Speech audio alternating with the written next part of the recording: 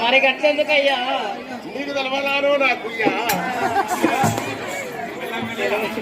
మరి పెద్దలు యోధాడ యోధులు పురపాలకులు గ్రామ పెద్దలు ఎంతో తెలివైన వారు ఎంతో మేధావులు ఎంతో శాస్త్రవేత్తలు రామాయణం గాని హరికథ గాని ఉప్పు కథ గాని బుర్రకథ గాని ఆలోచించుకుని అర్థం చేసుకునే తెలివి చెందుకుంటుంది కాబట్టి పెద్దలకు ఒక నమస్కారం.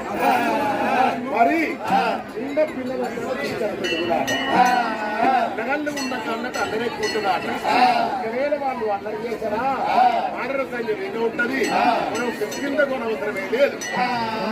అందుకోసమని వాళ్ళందరికీ నమస్కారం, వారికో నమస్కారం అయ్యా.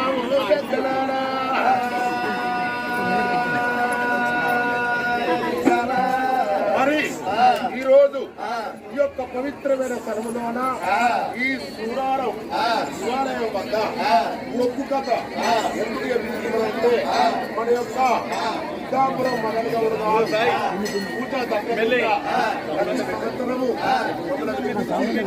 ఈ శివరాత్రి జాగారాల సందర్భంగా మాతోటి కథ ఇప్పించినందుకు ప్రతి సంవత్సరం ఇప్పటికీ దాదాపు 15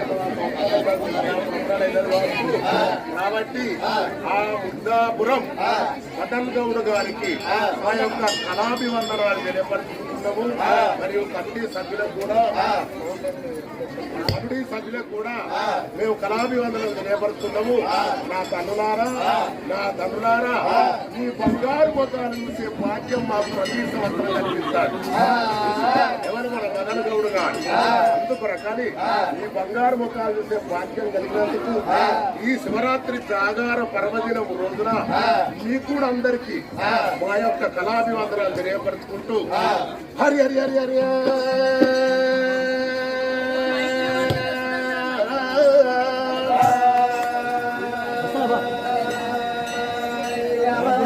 హరిహరు రమ్మన్న వారు గంటారి మంత్రి మానేరు మానేడు గంట బలవన్న తల్లి చెప్పిన వాడ వినడవన్ను బుద్ధి చెప్పిందారా పూనాచారి అమ్మవారు పార్వతి పదివేల గంటలే